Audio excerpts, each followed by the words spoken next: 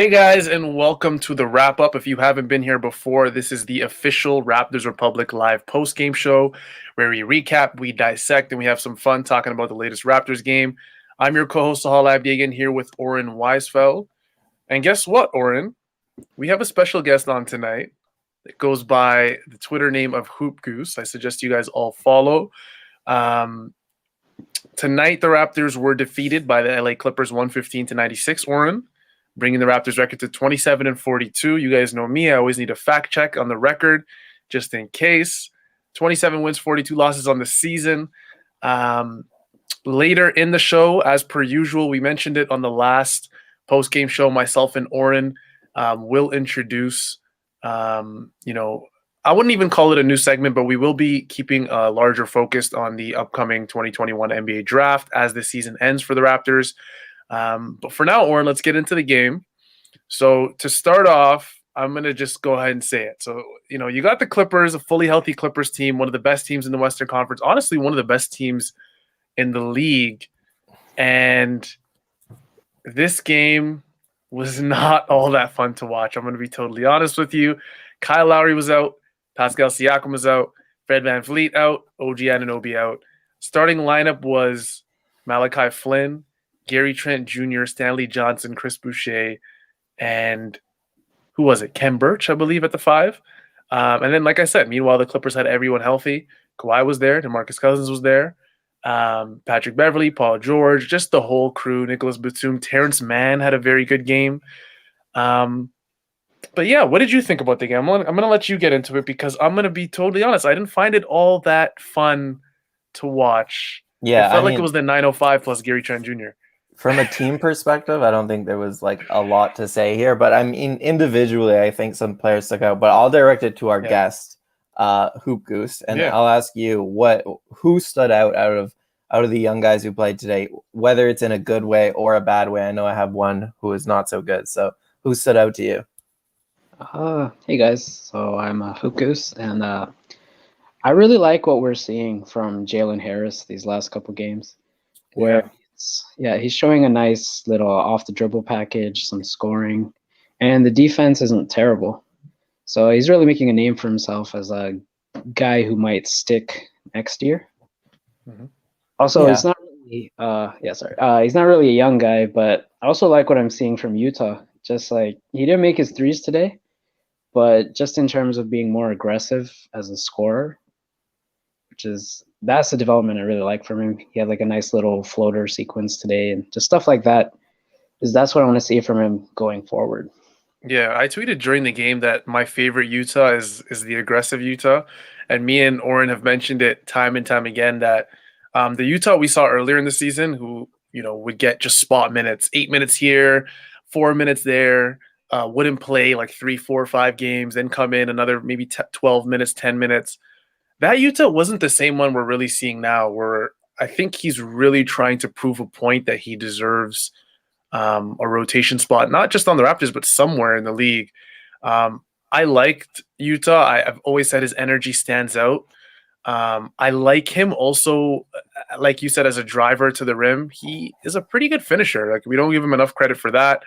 As a shooter, I think Nick Nurse is running a lot more sets for him, a lot more off-ball sets where he's coming off the elbow like you saw there and just attacking straight up from the top of the key.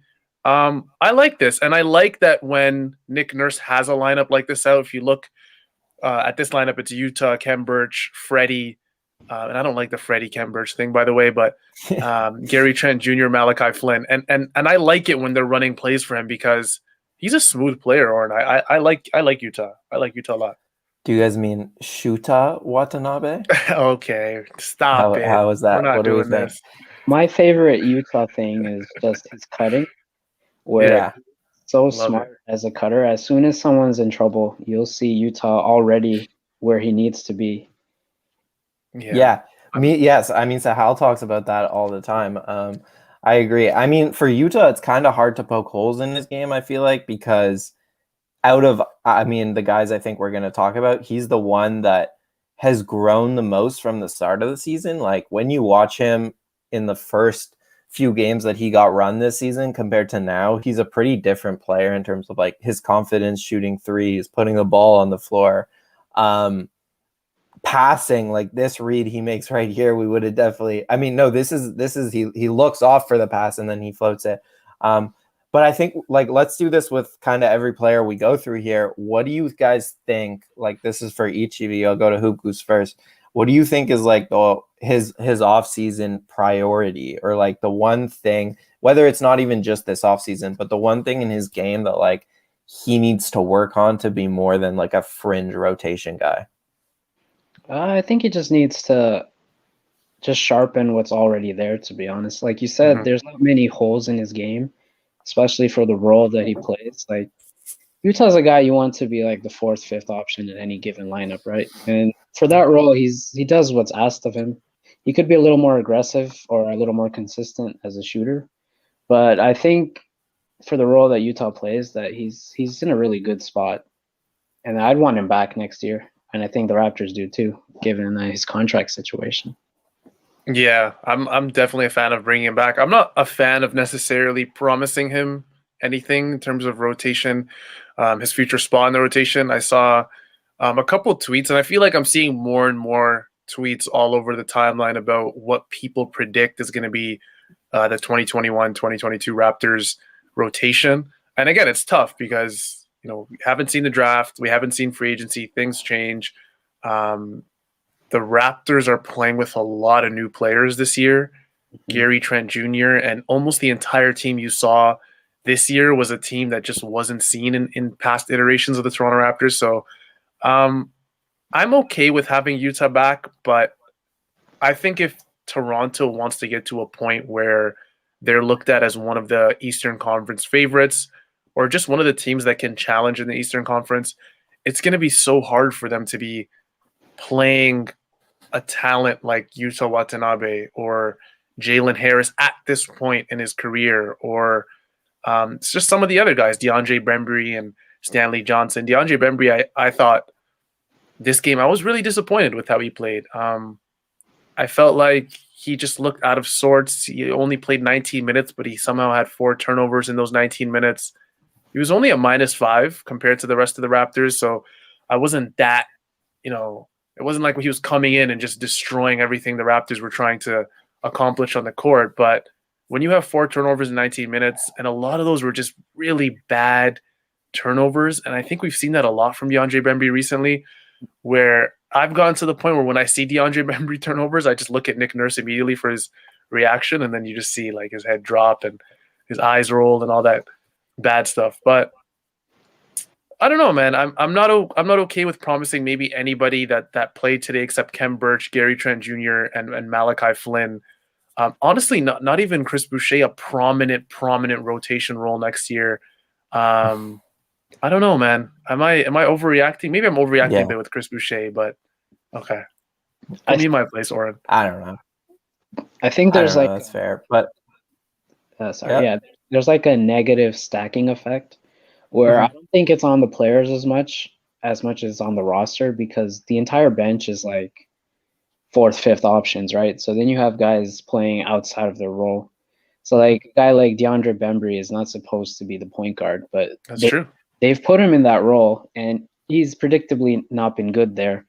And I think that makes the other guys look worse than they are. Like if you put Utah in a lineup with like Siakam, OG, and Kyle, and the starters, he looks really good. But if he's playing where DeAndre is Bembry is the point guard, and then you have it's Stanley Johnson being the secondary ball handler, he's not going to look good. But I don't know if you can put that on him as much as that's on the roster. I definitely think we shouldn't bring back all of those guys, because we can't. I don't think it's sustainable to have a bench of all fifth options. Yeah, exactly. Yeah. I was gonna say, like, the stacking effect also applies to. It's a good point, but it also applies to like the fact that these are players that are like not necessarily in the same archetype, but very like defensive-minded players, mostly not 3-point shooters, so they cramp the spacing, especially if they play together too much. They bring a lot of the same strengths, I would say, to boil it down, and like a lot of the same weaknesses, right? There are not many two-way players in that group that we're talking about right now. I would say Utah is the closest thing to it. So that effect also makes it look worse on them when they're playing together, because like the spacing's cramped, not a lot of playmaking out there, right? It's just like, okay, defense is not bad, but yeah. Let's go to Harris and like I want to go rapid fire through a few of these young players before we get to the draft. Like, what is the thing Harris needs to work on this offseason to be more than like, I mean, to kind of establish himself as like one of those scorers off the bench? Because like we talked about, the 3-point shooting looks good. He can put the ball on the floor. He has a pretty tight handle, I would say, to get to his spots. But like, yeah, what are you guys seeing that he could work on in the offseason? I'll let Sam go first. All right, yeah. I feel like we just need to see more from him, right? We haven't really gotten much. Like, there's been no G League this year, or very limited G League, and now it's the only time we're really seeing him. So it's hard to get too specific on what he needs to work on. He's turning it over a bit. Maybe he can figure out the offense, but I can't really blame him given the situation that he's been put in. So for him, it's more just, it's hard to give anything specific more than just kind of get better at everything, and then we'll see what you look like in summer league, I guess. Yeah, there's not one like point in or attribute that when I watch Jalen Harris, I don't look at this guy and say this guy's sorely lacking in this department. I would say Defending wise, yeah, like he can become stronger for sure. Like he's really, really skinny. He's very skinny. He looks more like a track athlete than like a ball player at this point. Yeah, he gets pushed off when he dribbles towards the rim. You could see like those little subtle shoves that Paul George will give you sometime. Like he was really like losing his balance off of those this game. Push off and push off feet, exactly. So I think for me, it's of course he needs to get stronger, but I'm with Sam where it's like just Oren said his dribble package was tight, and I agree. Usually at this point in someone's career, Jalen Harris is a rookie, right? So usually you would say, the dribbling needs to get better. The off the dribble shooting needs to get better. But like that, like Jalen, I saw a lot. Like you're seeing a lot of good things from him. I'm getting, and I know this is very tired, and a lot of people have made this comparison, but I'm getting very, very light Norman Powell vibes from him, where he doesn't necessarily Norman Powell, right when he came in the league, the biggest thing with him coming out of UCLA was that he didn't have a shot. People always talked about his work ethic. The Raptors were raving about it. He spent some time in the G League. He really, really worked on his shot. Like this guy is a guy that really came out and he couldn't shoot out of UCLA. Like that was his biggest problem. And now you look at him right before we sent him to Portland, he was shooting a consistent, like hovering around 40%, above 40%, or if I'm not mistaken, at one point he was at like 45% at one point in the season. So I think Jalen just needs to just improve in almost every facet, get stronger. I would love to just see him attack the rim a little more rather than being so hesitant. Someone tweeted today, I forgot who it was, but someone tweeted today that he was very hesitant in his moves today, kind of like Gary Trent Jr., until he started getting comfortable attacking the rim. So with Jalen, just get stronger, and I want to see him on a personal level attack the rim a little more. That's a perfect. Stop lying about his height. He's yeah, I saw that. He's not very tall, but that was a good transition to Gary Trent Jr., who I think like I'm officially concerned. And I know that's your guy, Sahal, but like today was the perfect example where it was like so predictable that he was going to shoot every time he got the ball. And like when it's that predictable that you're going to shoot every time you get the ball, defenses are just going to play you to shoot and have a hand in your face and make life really hard. And like he's such a good shooter that he still gets a few every game. Like his numbers are never actually really bad. So you look at the box score and you're like, oh, he gave you 15 points. That's nice. But I don't even know what he gave them tonight. But like it's getting predictable, which worries me a little bit. Like, is he scared of contact? Does he just not have a handle that he can rely on to get to the rim? Like, what is it? Are you guys concerned? Should I be concerned? Or or is he gonna work this Let me like go first. Let into me his go game? first. Yeah. I Because like gotta put my Superman cape on and defend this guy it's a with all my lot of no. just I don't. pull up threes right Yeah, now. yeah. I think the thing with Gary Trent is that and I know this is kind of like a cop out, but I just don't think he's being used like he's supposed to be used. I think you're not supposed to give Gary Trent the ball at the top of the three or even on the elbow, give him a screen and just watch him operate. Like, I don't think that was his game. I think his game is I think, best used by far. Like, it's not even close. I don't think Gary Trent Jr. is supposed to be a guy that's dribbling around the basketball court. You could even see, like, his dribbling package isn't really all that, right? Like, there's different things with his game. Like you said, he looks like he's avoiding contact. He doesn't have a great finishing um, package at the rim. He doesn't, you see a lot of floaters, a lot of things that make it seem like he's just avoiding contact at all costs. Is he one of the better shooters on the Toronto Raptors and even in the league? Spot up shooters, absolutely. Off the catch, absolutely. But I think with Gary Trent, it's just the Raptors need to find better ways to use him. Maybe Nick Nurse needs to get into the lab this offseason with Gary Trent and ask him, like, do you like how we used you thus far? Because I feel like he just came middle of the season, had no chemistry with any of these guys, and it was just like, all right, Gary, go score the ball. Fred's tired, Pascal's tired. These guys are coming off COVID. Do your thing and try and score the ball. So it's tough, and he's also very streaky. So it's tough with a guy like Gary Trent. I don't know, man. Today was 3 for 16. Oren, 9 points. It was appalling. Yeah, it was bad, man. Do you have any thoughts, Hoop Goose?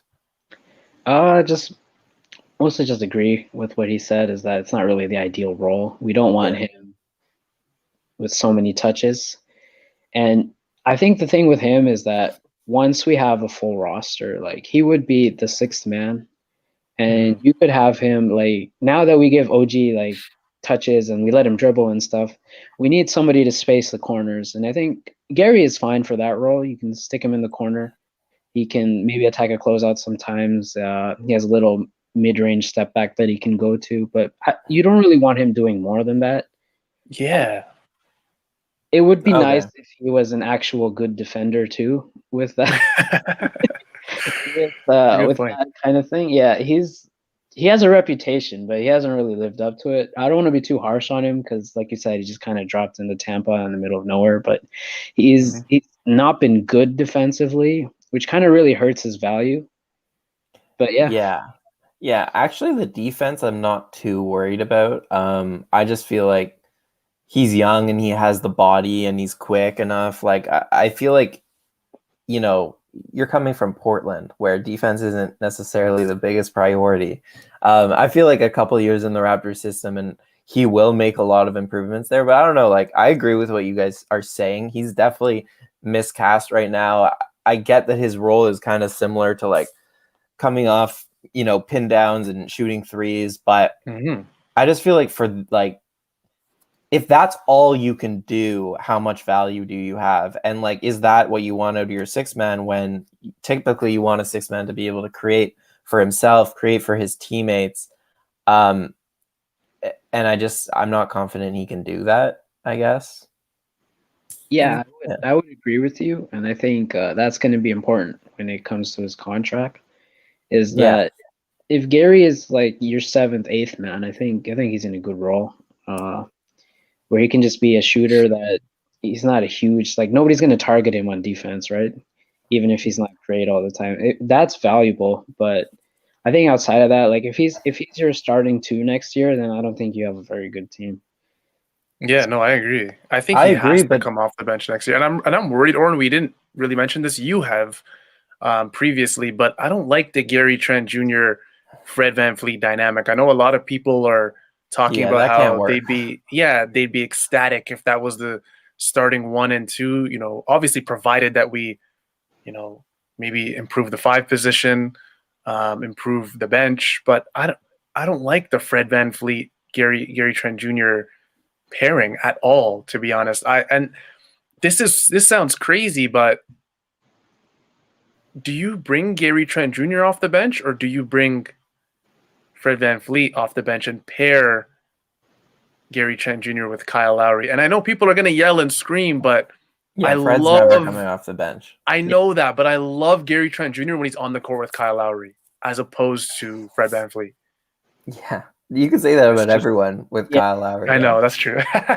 Biyombo too. No. I feel like this is actually like, I don't know, I doubt you guys have many more thoughts on the game. So I feel like this is a good transition because what you just said about Gary Trent and Fred VanVleet backcourt not working. Obviously, I mean, both the big reason to me is that they're both best as catch and shoot guys. Neither of them are really fantastic creators or playmakers. So that makes me think about something I've been thinking about a lot in terms of this draft. And I mean, it's a scenario that's not all that likely, and we'll move on from it after this. But like, if the Raptors say get the 3rd overall pick in the draft, and they have a choice between Jalen Green and Jalen Suggs, Hoop Goose, you are more of a draft guy than us for sure. Wow. So I'll give this to you first. Like, who do you think is a better fit for the Raptors out of the 2 Jalens in the draft, and why?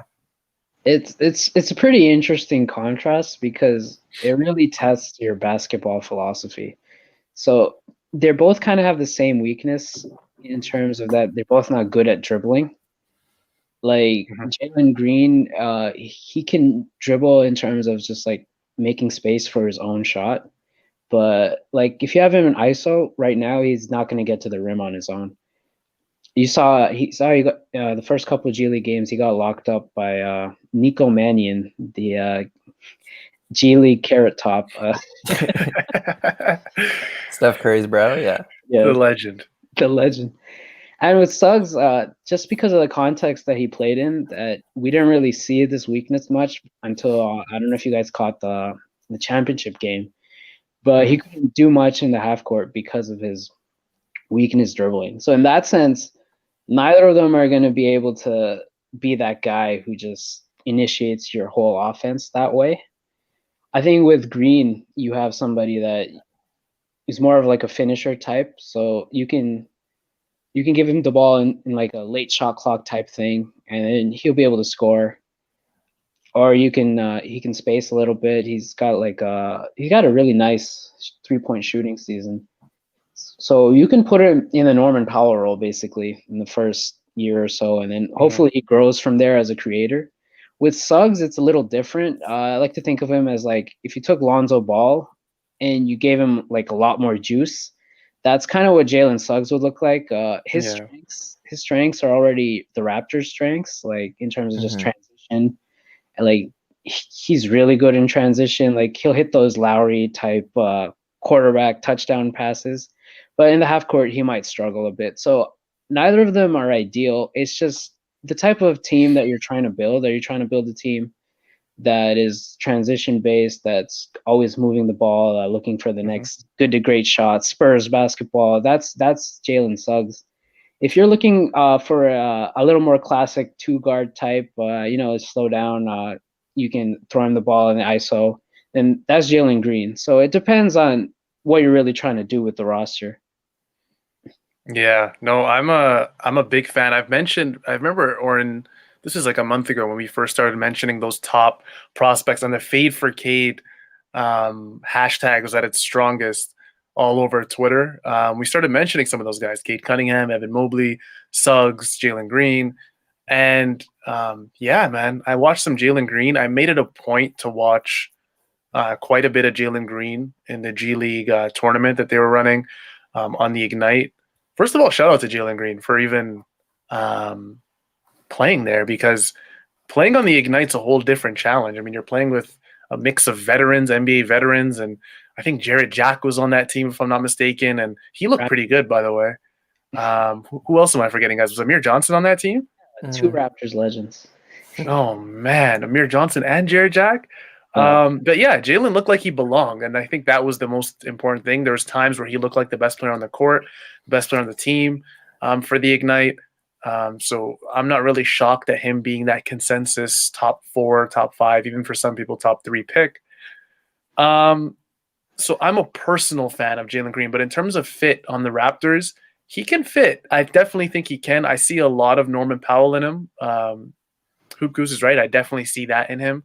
I was searching up, different Jalen Green profiles because what I like to do is um, not only just watch, film on these guys, but see how other scouts and people with, draft backgrounds kind of compare these players, not just pro comparisons, but just how they grade them, how they evaluate them. And I think I went through 3 different draft profiles and I saw 3 of the same pro comparisons, and that was Eddie Jones for Jalen Green. And whoever's watched Eddie Jones, that guy was, I think, was 6'6", maybe 6'5", super, like pretty athletic in his prime, and he would just glide. And that's what Jalen Green is. He's so smooth, makes everything look so easy, attacks the rim with like incredible aggression for his size. Pretty good wingspan. Like, it's not crazy, but pretty good.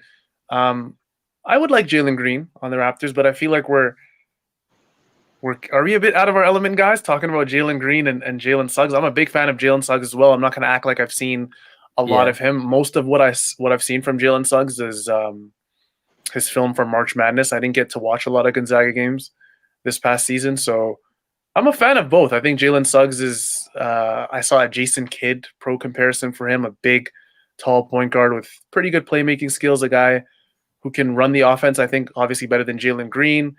And then, like Hoopku said, a guy who can do those, who has the ability to make those Kyle Lowry / Tom Brady touchdown passes.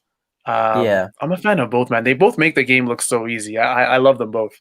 Yeah, the reason I asked the question is actually the reason you brought up, which is like the Raptors have a really hard philosophy decision to make in this draft with this pick because they have amassed so many players who are Raptors players who happen to play like in very like have very similar strengths and weaknesses, whether it's defense and transition and like, OG Anunoby, Siakam types, right? Where they drafted these pretty raw prospects that were more defensive guys, motors, transition guys. But now the whole roster seems to be filled with them. And it's like, do you take a guy like Suggs who fits right into that and you become like this elite defensive team probably that kills it in transition? Really, that's what a Nick Nurse team has been, even in the G League and overseas when he's coached those type of teams. Or do you get like the missing piece, which I think Jalen Green is more so in terms of like a creator an athletic guy who can create his own shot, who the Raptors have been missing for all these years with the other than Kawhi. So that's why I ask, like, other than those 2 prospects, I guess, where do you guys think the Raptors should go? Like, should they double down on defense and target a guy like a Scotty Barnes, who I think is really interesting and we should talk about, or should they go for more of like a high upside offensive prospect? What do you guys think? I love Scotty Barnes, man. Same, but it's like, he is. I'm a big fan of him. I just love his energy on the court, where he's just like, he's got like that KG type. He's just, like he's everywhere. He's super versatile. I feel like he plays with so much power and he's super energetic. I get like I was on what website was I on? I forgot which one. I was looking at some Scotty Barnes videos a few days ago, and it was a YouTube video that they linked. Their pro comparison for him was Draymond Green, and they were showing a side-by-side clip of Draymond and Scotty Barnes. And yeah, man, they're both super energetic. If you've ever watched Draymond Green at Michigan State, he was like the brain of the operation, just like he has been for Golden State the last 5-6 years. Yeah, man, I'm a big fan of Scotty Barnes. I think he's like 230 pounds, but he plays like he's lighter than 230 pounds. He's 6'9". But I think his energy, his length, his explosiveness is what probably stands out the most for me. High ceiling, man. High ceiling guy. Super high ceiling for Scotty Barnes. Maybe not the floor you're looking for. And remember, Oren, we talked about the Raptors. Naturally, their draft kind of strategy these last 5, 6, 7 years has been to draft these high floor prospects like Malachi Flynn and seniors, NBA ready guys. Scotty Barnes is a guy that I don't know, Oren, like super high ceiling, but the floor is it's down there, I think, compared to some other prospects out there. I know we mentioned Davion Mitchell on the show after the Grizzlies game, and I love his floor, but Scotty Barnes is, I hate using this term, but he's more boomer bust than I think some of the other guys in this draft. Yeah, do you like him, Hoop Goose?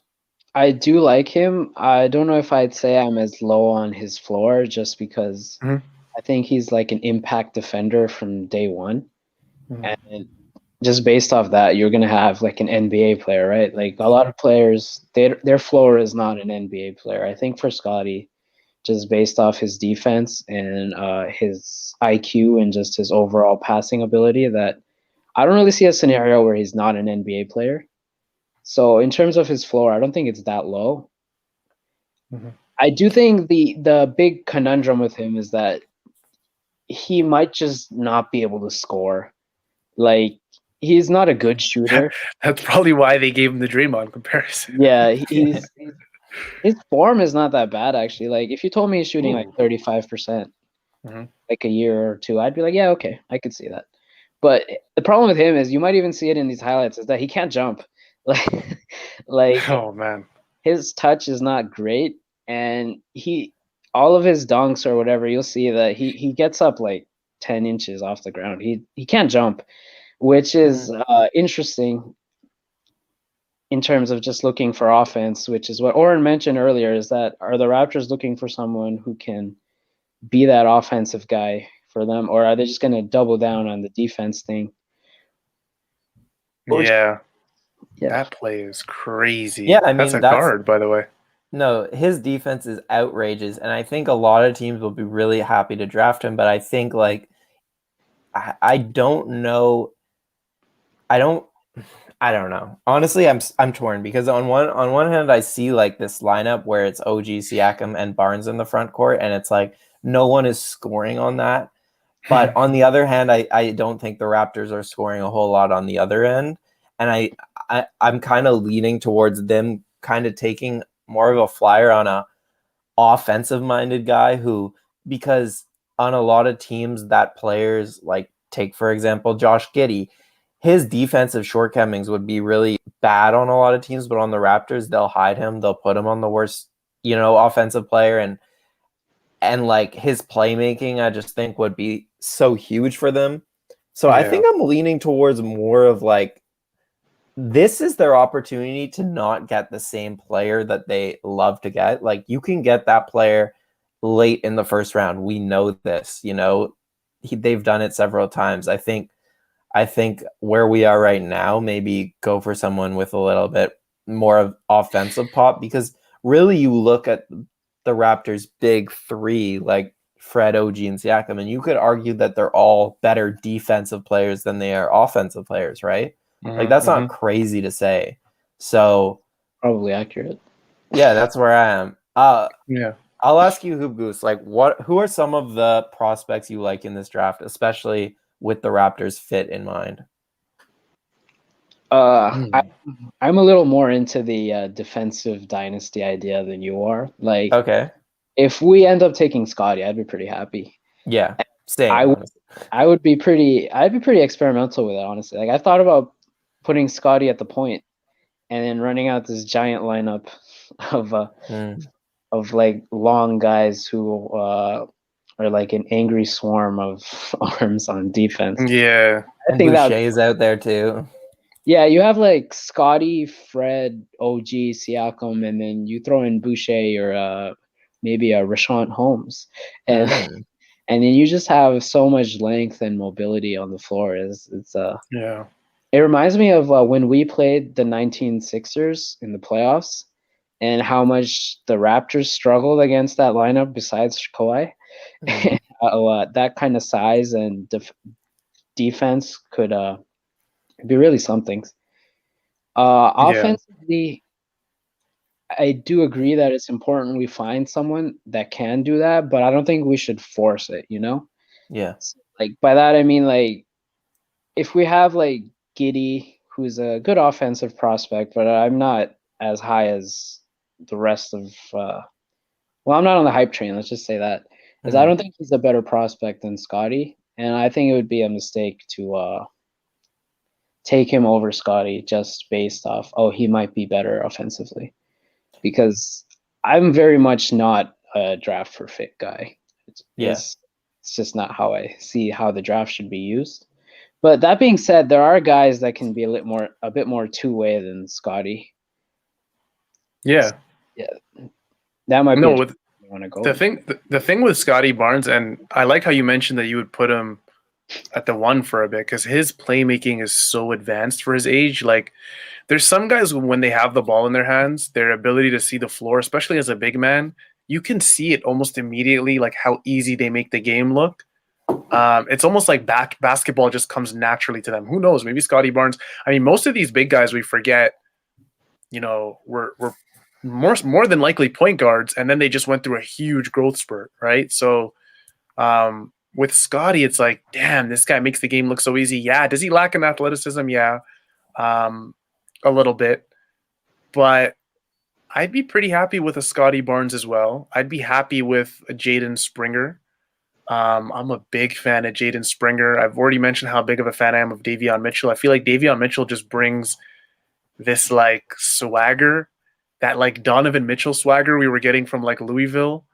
I love Jaden Springer on Tennessee. Super, super physical.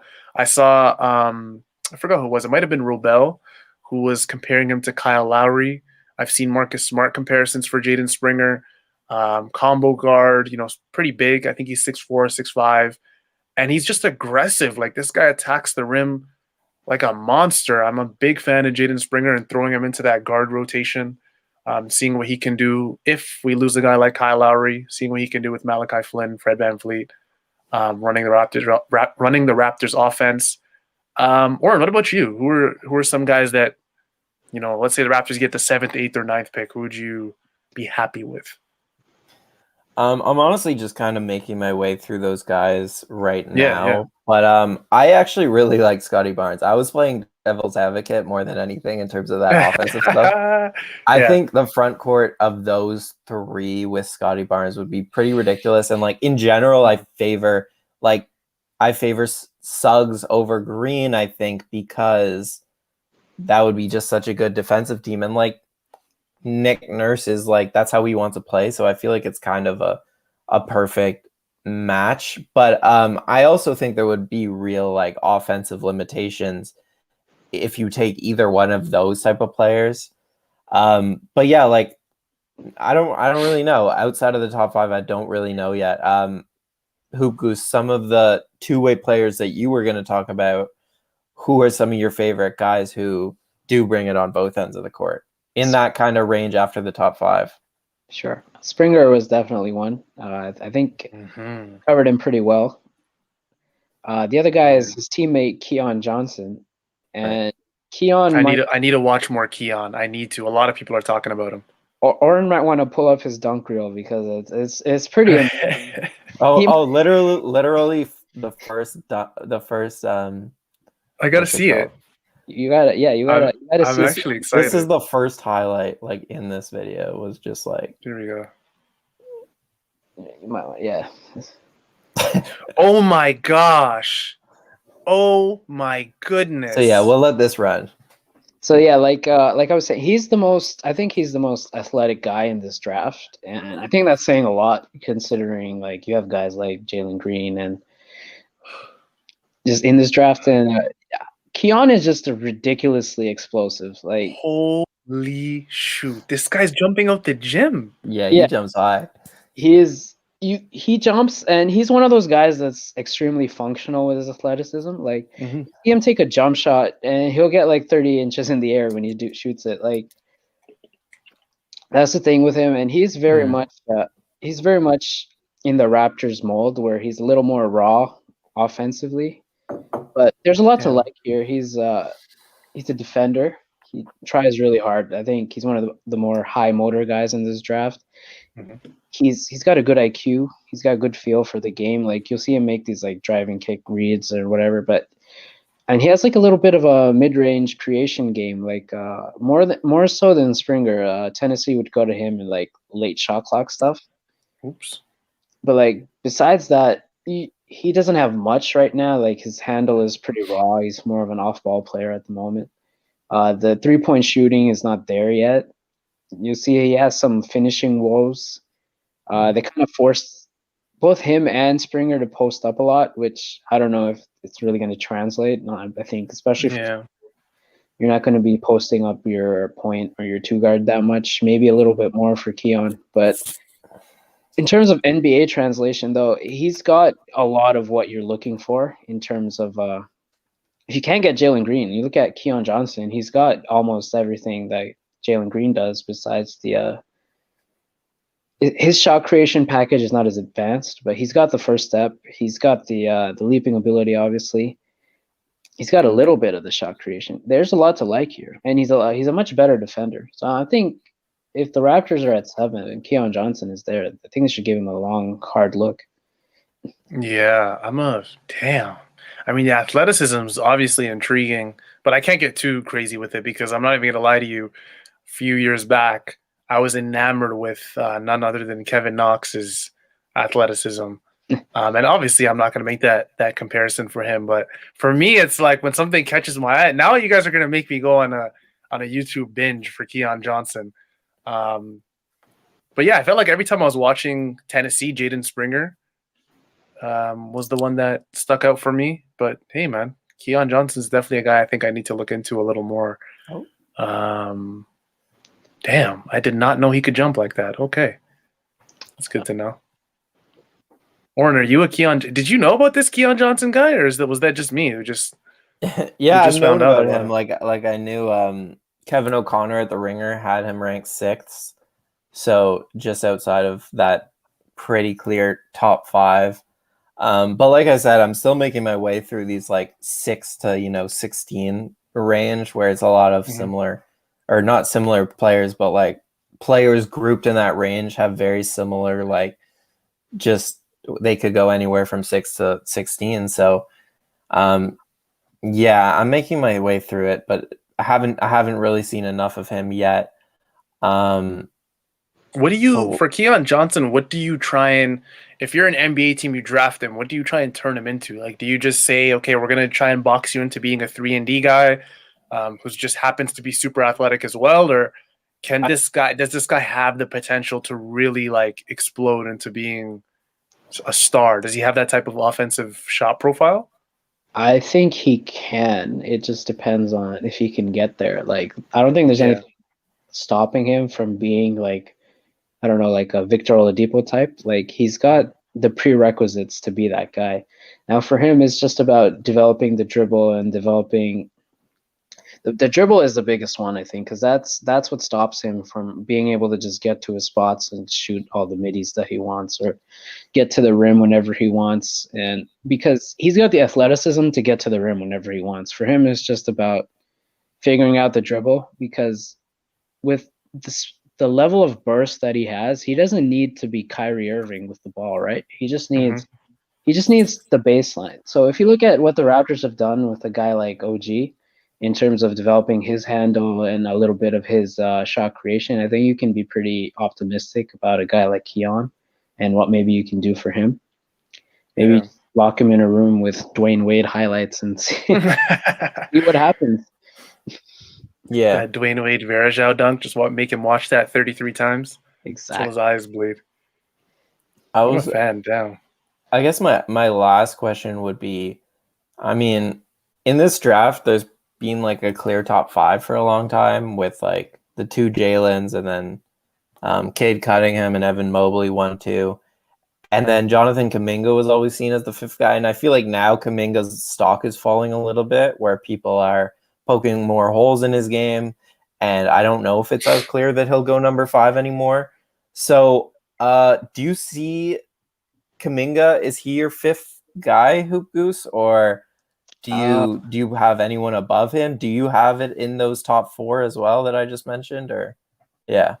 No, I think he'd be with the rest of the glut of just guys at like that range. Okay. I don't think he's like necessarily a better prospect than Scotty Barnes, but I think for the Raptors he might be, just in terms of being a guy who might be able to fill that shot creation niche that they're looking for. and fit in defensively. Like, I don't think he was a good defender at the G League, but they also kind of overextended him. Like, I don't know, they were putting him on point guards for whatever reason, and the Raptors aren't going to do that. So there's a lot to like there. It's just he's a little bit more raw than people expected. So he's more of a gamble than you'd want at 5, maybe. Depending Who do you like? Who do you like in that like 5 to 16 range that is like ready to play right now and can like help, like not only help an NBA team like the Raptors, because like the Raptors are obviously in an interesting spot where they want to compete again next season. They don't have years to wait for a guy to hopefully be good. So like, who do you like that has the ability to step in and help and then also has some longer term upside? Moses Moody might be a guy like that. Like, I think he's pretty young. He's one of the younger guys in this draft, but I think he can step into a 3-and-D role pretty quickly. Although I do think his defense is a little overstated on how good it is. But you just look at a guy like that, he's got like his measurements are pretty similar to OG's. He's not nearly as good on ball as OG is, just because he's not the same level of athlete. And I don't think he has the same like defensive feel that OG does. But like if you look at him like an oversized Gary Trent Jr., I think that would be my confidence. Yeah. He can come off the bench next year in a 3-and-D role and just help out a team, and then maybe you can see him grow his shot creation package a little more. Like he has some juice off the dribble and like shooting threes off the bounce, that maybe there's something there in terms of being like a shooting shot creator type, you know? Yeah, that's the thing that comes to me when I watch Moses Moody more than anything. Just him being a shot creator. I do see a lot of Gary Trent Jr. He just seems like a guy that you put the ball in his hands and you're like, just go get us a bucket. But with that being said, it's like you want to see a little bit of a better dribbling package for Moses Moody. Again, he is super young, so it's a guy you can kind of mold really into whatever type of offensive shot profile you want at his size. He has a really good wingspan. I remember watching him. Even you just watch him, I think it has to be around 7 feet, if I'm not mistaken. I think he's 6'6" himself or 6'5". 7 But wingspan, I believe. 7'1". Yeah. Yeah, man. He sits in a very good defensive stance. Like, just if you watch him, yeah, super aggressive. That just makes that look easy. Yeah, like Little Euro. I feel like these type of picks where obviously that's like the conundrum is that the higher upside you go, usually the player is more raw and not necessarily going to help you a whole lot right away. And I feel like it's underrated how hard it is to nail these picks, because the Golden State Warriors are a good example who probably swung too much for the upside rather than help now. And also just not a great system fit, but that's a whole another story with James Wiseman. I feel like the Raptors are actually in a comparable situation. Like they might not have the same upside as the Warriors do when healthy, but they want to win next year. And yet they have their first opportunity since DeMar, but really like Bargnani, right? To like have a really high draft pick and go for some upside rather than like a 3-and-D player like Moody. So it's going to be really hard. Don't forget Valanciunas. I think at 5. Yeah, I forgot a few people, but I think like it's going to be really tough for them to strike that balance and like get a guy who can be good for them next year and play for them next year, but also like maybe develop into like someone who can create some shots for them in the future, because we know how much they need that player archetype. So I think it's I mean tons of like stock on this draft pick. I mean, it's a big deal. I like this draft though a lot, man. Like I haven't even looked into it as deep as I've wanted to, but there are, I want to say 4 or 5 prospects that I'm pretty happy with getting anywhere between like 6 and 10. It's also nice that there's a top 4 that like where the Raptors are right now, they have a 32% chance of getting a top 4 pick, but then they couldn't get 5 or 6, they would go to 7. And like, it's a very clear top 4 in this draft. So if you get one of those, you know, if it's 7 and you don't see the Raptors on draft lottery night, you know they're getting a top 4 pick and you know they're getting a really, really good player. So that's exciting for sure if they do get in there. We can have another parade. Yeah. Throwing another parade in there. Damn, that would be sad. Us throwing that type of parade after what we had in 2019. We haven't even talked about Evan Mobley. I love Evan. Yeah. Do you guys like him? Oh, I love him. I was trying to be like air on the side of realistic. Like maybe we'll move up to 3, you know? But yeah, I mean, Cade and Evan are obviously amazing. I don't know if you want to share your thoughts, Hoop. Sure. I can talk about Evan. The thing with Evan is that I don't think there's anything on a basketball court that he can't do. Like, you ask him to shoot a pull-up 3, he can do it. You ask him to run a pick and roll, he can do it. You ask him to post up, you ask him to face up. He is so immensely talented at his size. And then just the way he can move, like he's like, I think 7 foot, maybe a little taller, like 7'4" wingspan, and he moves just like a wing. Like, he might be the best big man prospect we've seen since Anthony Davis. Like, there's a lot to like here. Damn. Yeah, no. I was about to say, do you guys see Evan Mobley immediately like just coming in and being that good? Because Ayton's taken a little bit of time. He's good now. He's taking a little bit of time. Wiseman looks like he's not going to be, I want to say all-star level for a couple of years, maybe even a few years. Do you see Evan Mobley coming in and just having a much simpler transition to the NBA level? I'll go real quick. Sorry. Yeah.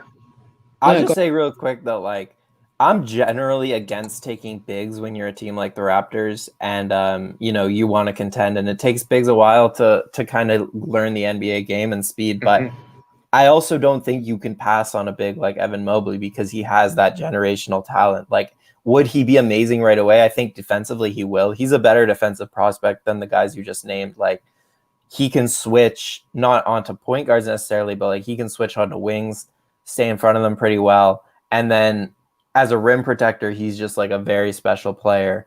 And then offensively, like he's shown flashes of like doing some crazy things with the ball that a 7-footer shouldn't be able to do. So I just think like you don't not use the opportunity to draft a guy like that, even if he doesn't reach his ceiling. Like his ceiling is like, it's like the Joel Embiid draft, right? It's like you can't not take that player because if he does turn into Joel Embiid, you're laughed at, right? His ceiling is like probably like a top 30 player ever. Like, I don't think you can do that. Unless Cade might be the exception to poor Mobley and his number 1 case. Yeah. But I saw from surprised. Evan. I was going to say, Orrin, I watched one USC game, and Evan Mobley just looked incredible. Yeah. I think it was. He doesn't belong on a college court. Like, he just stands out. He knows it was.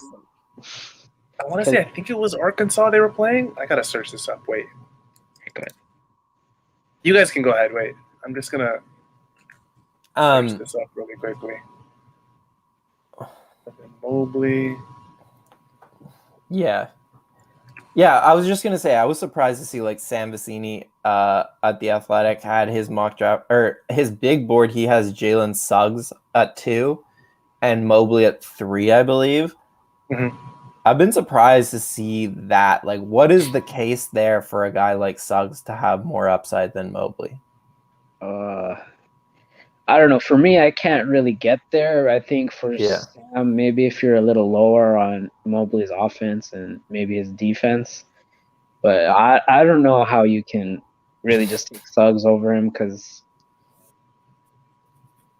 I don't know how you take a 6'4" guy who's like, not to disparage Suggs in any way, he's a great prospect, but he's not as special as Mobley is. And the case for taking him over Mobley is pretty weak in my eyes. I don't know. You'd have to really buy the specialness from Suggs. Maybe like March Madness is an influence there. I don't know. Right. Arizona State. That's who it was, guys. I found it. Arizona State. It was February 17th, and I'm looking through his stats because I know he had a very good game. I was watching. I'm like, this guy's missing. He had 22 points, 9 rebounds, 7 assists, 3 blocks, 2 steals, 9 for 11 from the field, and the only 3 he took, he made. So I'm also like a sucker for bigs who can play the 4 or the 5, who I think Mobley can. Defensively, can he defend 5s, do you think, Hoop Goose? Like, will it take him some time? Can he right away? I think it's going to take him a couple years just because of how skinny he is. Yeah. Like, I think you can have him be the primary rim protector against most teams, but I can see a lot of, like, Mobley is the tallest guy on the court, but OG is the guy who's playing 5, and he's defending Jokic while Mobley is back somewhere just because of how skinny he is. I think he needs a couple years to just grow into that body. Yeah, I mean, that's why OG is our savior, because he can just do that. But that's the thing. That's the thing with Mobley is that, like, what was I going to say? I don't know. Come back to me. But yeah, I mean, I'm not well rested. But I mean, that was a great chat. I don't know, Sahal, if you have any more questions. I learned a lot, to be honest. No, I learned a lot as well. I'm definitely going to go. Well, I'm writing the recap for tonight's game for Raptors Republic, so I'm going to go through that first. But after I finish that, I'm going to. My eyes are probably going to be bloodshot after watching a Keon Johnson dunk montage. You're hooked. So You're hooked. I'm actually so excited. I can't wait. But that's going to do it, I think, for us tonight. Before you guys leave us, we need you to like, comment, and subscribe to the Raptors Republic channel. Turn on the post notifications if you haven't already. We really, really, really, really want to thank our guest, Hoop Goose, Sam, whatever you guys want to call him. I'm sure he's okay with it. Draft analyst. What else can we go with? Great Twitter follow. Fanatic. Great Twitter. Yeah, it's right here at Hoop Goose. You guys should go follow him. There it is. We also want to thank our sponsor, RF Qureshi, from Remax, for supporting the show. This was the Wrap Up, your Raptors Republic post-game live show where your Toronto Raptors were unfortunately defeated by the LA Clippers 115-96, bringing the Raptors record to 27-42 on the season. I would say fortunately. I want only losses. Oh, okay. We're doing fortunately now. Defeated by the LA Clippers 115-96. Fortunately, stayed in bringing that the Raptors best lottery odds spot. Yeah. Fortunately, bringing the Raptors record to 27-42 on the season. We'll see you guys. I think it's Thursday night against the Bulls, and we will have a guest. We will have another draft Nick on the show. I cannot wait. Take care, guys.